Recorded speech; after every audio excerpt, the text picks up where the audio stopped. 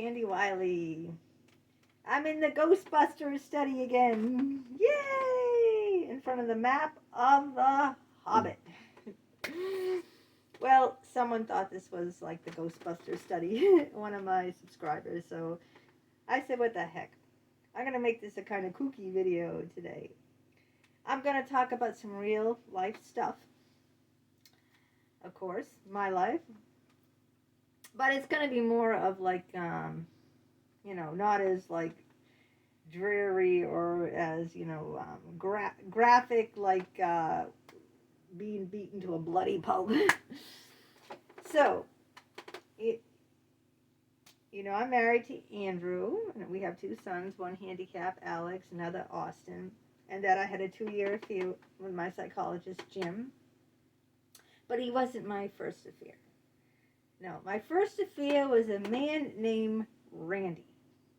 And I'm going to talk about that today.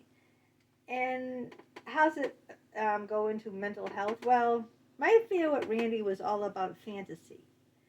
And sometimes having a big fantasy life enriches you.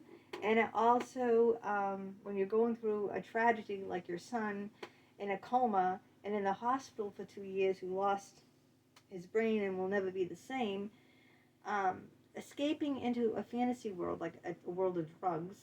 I wasn't drinking any alcohol back then, okay? That's not when I became alcoholic. I became alcoholic after the wonderful Dr. Richard Geist. I had therapy with him. But I was in my mid-30s, and I didn't even drink, really. No problem with alcohol. But, I woke up, I said I didn't want to get into the tragedy, and my son was in a coma one morning on Easter, Good Friday, actually, right before Easter.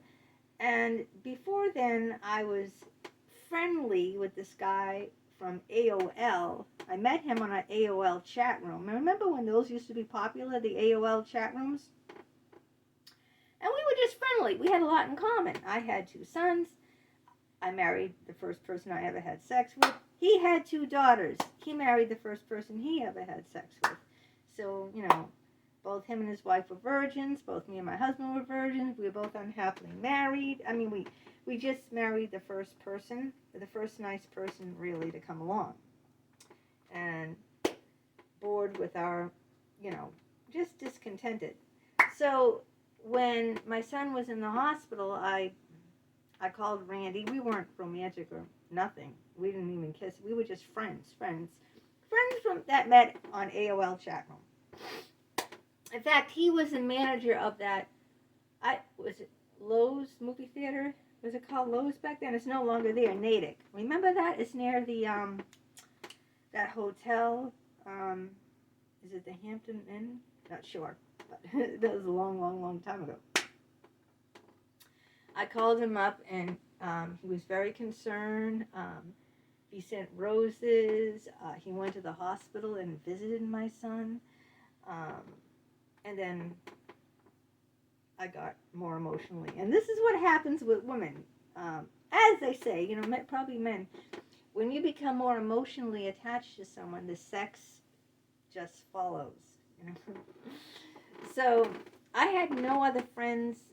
No one else. The only one who cared about Alex, aside from me and my husband went every morning and saw him in the hospital. And I was at the hospital all day from like 10 o'clock in the morning to 6 o'clock in the evening. 7 days a week. And my husband was with me on the weekends in the hospital. And during the week, he went to the hospital. He took several weeks off of work first when Alex got sick. But then he had to go back to his job. But still, he visited Alex every morning. And I think he came every evening, too. So we both were there. But the only other person who went to that hospital besides Randy was my dad. My mom. You think my mother would give a shit? She never, ever. At 9 o'clock in the morning, my dad would say, I'm going to visit our grandson, Alex. You want to come? I have to cook dinner. At 9 o'clock in the morning? Come on. Who are you kidding? Please. So, Randy was really the only one, besides my dad and me and my husband, who came and visited Alex on a weekly basis. Well, my dad came every week. Randy came every week. And he really swooped in and became like a real rock, like a real friend. I wasn't seeing any therapists back. This is before the days of therapy, before the days of drinking. Never cheated on my husband. In fact, my husband was the only one at that point, I'm in my mid-30s, that I ever had sex with. I think Randy might have cheated once on his wife in all those years. But anyway, if you want to know what Randy looks like, he looks like Fred Flintstone. He's the size of Fred Flintstone, and he looks exactly like him. In fact, my nickname for Randy was Fred. And guess what he called me? His nickname for me was Dino. Remember Dino the dinosaur? The pet dinosaur, which was supposed to be like a dog, but it was a dinosaur because it's bedrock. Twist, twist. Well, eventually I ended up taking Randy on as a lover and having sex with him. My second person, with my shrink Jim being my third, and that's the only people I've had sex with. 3. People can think what you want when you see my videos, but I love to dress up, okay? And that's why I love karaoke. I love singing, number one, and I love dressing up. When I did my OnlyFans, I hated pornography, but I love dressing up, you know, in the sexy lingerie and in the wigs and putting on the makeup. You know, I love it. I should have been an actress, really. I missed my calling.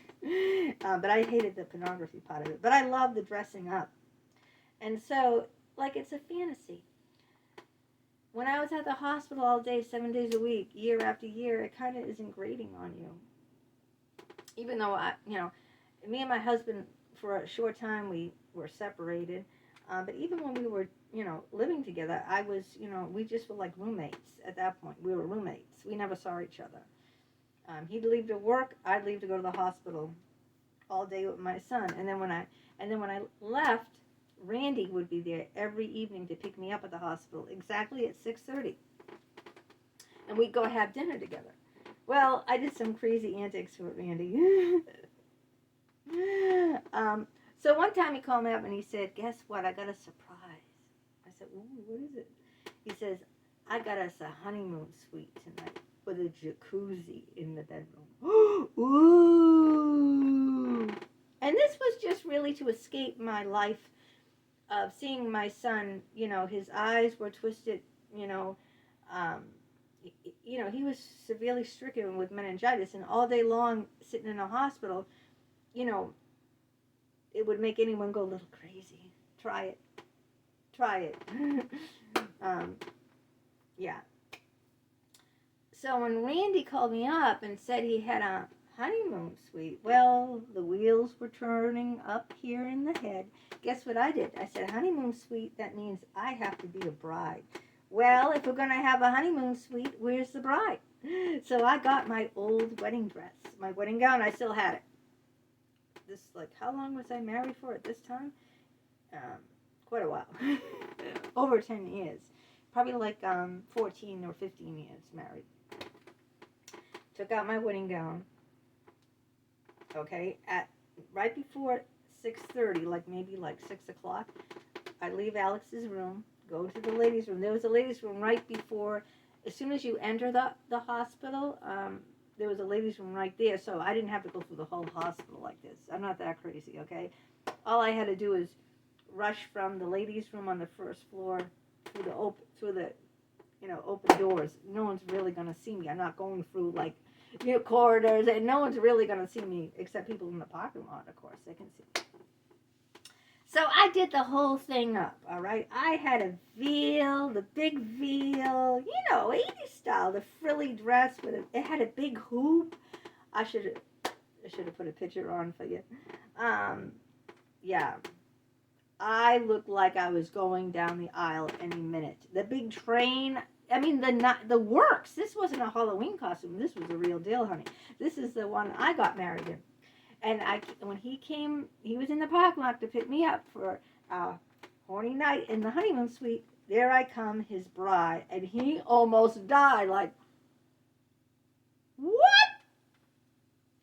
What is she doing?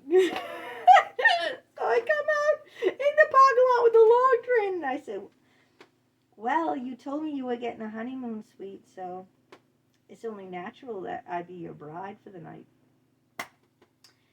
We went out to dinner that night, right? Oh my God. Everyone was congratulating us. I think this was a restaurant attached to the hotel. I think it was a 99, in fact. It was attached to the hotel with the honeymoon suite. That much I know. And everyone kept coming over. We're eating dinner and people were coming over, okay?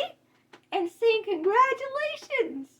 You know, I've been married such and such a year. You know how people are. They'll tell you, oh, you just got married. Congratulations. I'm married 25 years, whatever. It's like, it was a trip. Okay? It was a trip. And then we did the whole works. And I think I even brought him to the church. Just to, like, say, like, vows. You know, that's how far I take things. Now, there was another crazy time with him. We've been dating, I don't know, for a while. Not a while. We were only together 5 months, but I don't know. It looked like, you know, it was that summer, really. It was May to, like, in the fall. You know how they say May, December romance? And I said, you know what? I want us all to get along. Now, his wife, he moved out of his house. He told his wife, I want a divorce. I'm having a relationship with this woman, and I want a divorce. And he moved in with his mother. Okay, so he wasn't with his wife during this time. They were still married, but he wasn't living with her. I was living with my husband at this time, though. So I did ask my dad if I could move downstairs, you know, while I was dating Randy, and he said, you know, he tried to ask my mom, and my mother said, no way, I don't want her around. So my mother was the law and order there. So I said, you know what, I think we should all be friends. After all, we're going to get a divorce. You know, I went with Randy to see the divorce lawyer, so it was going to be 2 for 1. He was going to pay for my divorce and his divorce. So I said, why can't we just get along, you know? So I made up this plan that we'd all have dinner together and all be one big, happy, free family, like in the 60s. Peace, brother, peace. So his wife didn't know, and my husband didn't know.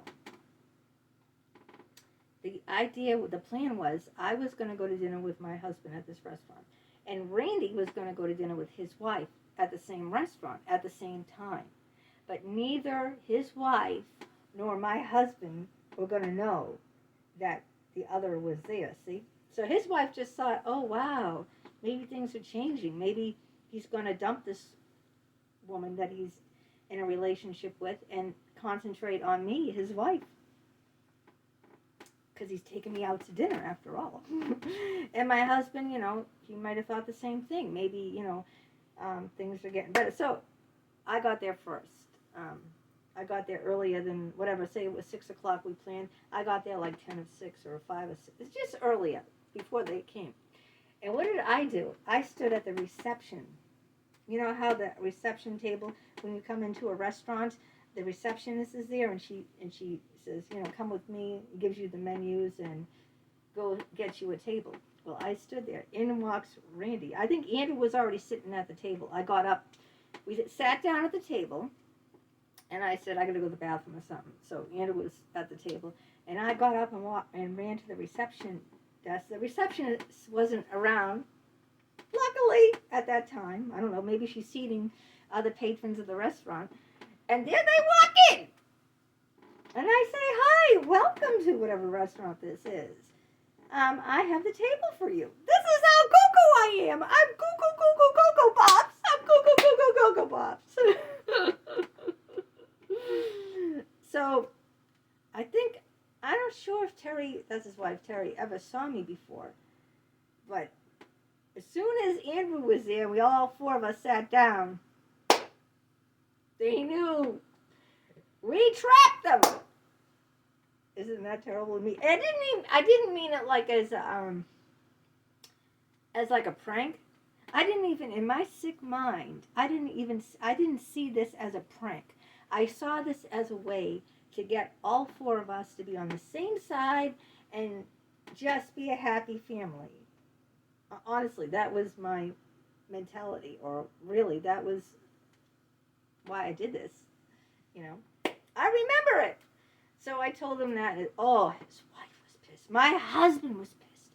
They were both so pissed. Can you imagine going with your spouse, and there is your spouse's lover and their spouse, and you didn't agree to this at all, right? You were trapped. You thought you were going out to dinner with your spouse alone. So they were good sports. I'm going to put it that way. Both both his wife, Terry, and my husband, Andrew, were very good sports. A big fight could have ensued. You know that? Or cussing words, or, like Jerry Springer show. We could have been on the Jerry Springer. It could have been like a Jerry Springer show. But it wasn't. And she didn't get up, and Andrew didn't get up. We ordered dinner. We ate dinner without cussing, without a fight. It was all very civil. What do you say? I think we have good spouses, don't you? And yeah, so I had to do these crazy things because I think, I don't know. I should have been an actress, or I love to escape into fantasy. That's why I love doing, dressing up and doing those karaoke videos, because I like to perform. You can tell, right? It's not just like when someone does karaoke. Usually, like on all the karaoke I watch on YouTube or something, they're not dressed up in wigs and makeup and all crazy things. They're just, singing a song. And I said, well, that's so boring, I wanted to do more. So I was just escaping into a fantasy world at this time, this period of my life when my son was in the hospital. And these are just the ways I did it. And I did it without alcohol, and that's what got me through that. That's what got me through that time, escaping into a fantasy world with a lover, but, with Fred Flintstone. So that's how I coped. I mean, I think it's much better than, getting soused and, rotting my liver away like I'm doing now. I think it's much better, but I don't know. So there you have it, my crazy life, my escape into fantasy, and my acting out and being all sorts of craziness. Okay, bye bye.